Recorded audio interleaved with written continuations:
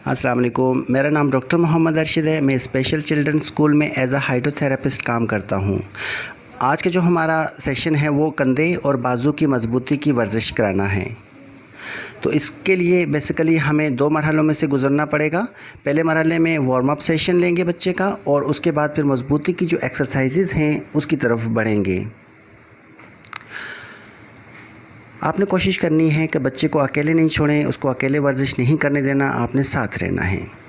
तो पहला मरहला जो कि वार्म अप सेशन कहलाएगा, वो शुरू करने से पहले आपने बच्चे को अच्छे से ट्रेन करना है कि अपने हाथों को इस तरह से होल्ड करके सर के पीछे या जहाँ तक उसका बाजू जा सकता है लेकर जाना है और फिर वापस लेकर आना है। ये वर्जिश आप कम से कम भी 30 दफ़ा रिपीट करें ताकि अच्छा सा वार्म अप मसल्स को मिल जाए और हम दूसरी एक्सरसाइज के लिए प्रिपेयर हो सकें।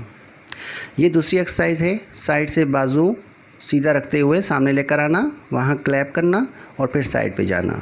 इसको भी आप 30 दफ़ा रिपीट करें, जैसे कि अभी 4 से 5 दफ़ा रिपीट हुआ है। तीसरी एक्सरसाइज, बाजुओं को साइड से ऊपर जाकर क्लैप करके दोबारा वापस आना। ये बच्चा ख़ुद करेगा, क्योंकि जब वो ख़ुद करेगा तो उसके पट्ठों में हरकत होगी और वो वार्म होंगे अगली वर्जिश के लिए। अगेन आपने 30 दफ़ा रिपीट करनी है। अब हम अपने दूसरे मरहले की तरफ बढ़ते हैं, जो कि पट्ठों की मजबूती से रिलेटेड है। बेसिकली इसके लिए आपको जो इंस्ट्रूमेंट चाहिए वो 3 पानी की बोतलें हैं। एक बड़ी बोतल है, इसमें आप 1 लीटर तक पानी भर सकते हैं, लेकिन आपके बच्चे की ताकत के ऊपर डिपेंड करता है कि वो कितना वज़न टॉलरेट कर सकता है। तो आप आधी भी भरें। तो हम आपको जब एक्सरसाइज करने का टाइम होगा तो आपके बच्चे को देखते हुए आपको गाइड करेंगे कि आपने कितना पानी इसके अंदर डाल के रखना है। तो हमने शुरू कर दिया अच्छे से ग्रैब करके। अगेन उसी तरह जिस तरह हमने वार्म अप लिया था, इस एक्सरसाइज को भी हम उसी तरह ही कंटिन्यू रखेंगे। सामने से बोतल को सीधा पकड़ते हुए पीछे लेकर जाना और फिर वापस लेकर आना। ये वर्जिश आपने 10 दफ़ा रिपीट करके फिर छोड़ देनी है, थोड़ा रेस्ट देना है बच्चे को, और फिर दोबारा 10 दफ़ा। तो टोटल 20 से ज़्यादा आप ये रिपीट नहीं करेंगे।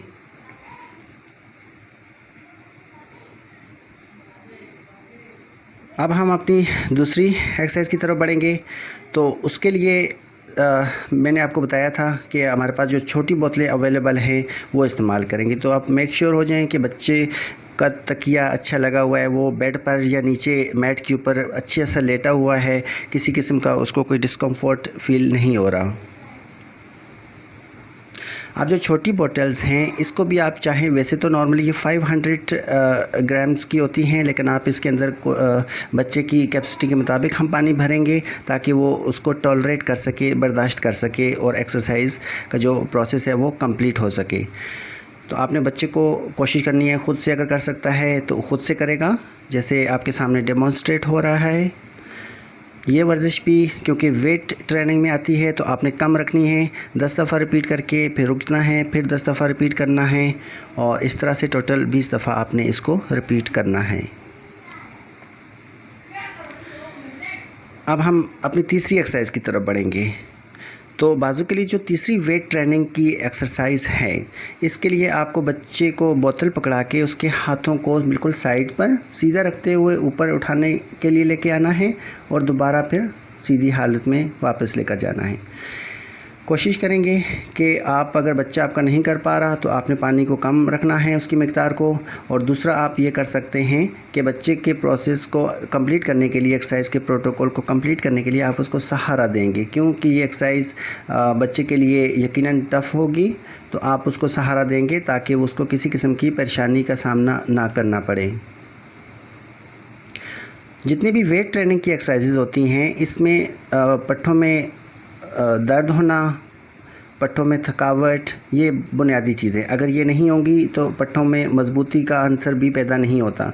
तो उससे परेशानी होइएगा, हल्की फुल्की थकन आएगी बच्चे के अंदर, लेकिन वो वक्त के साथ चली जाएगी।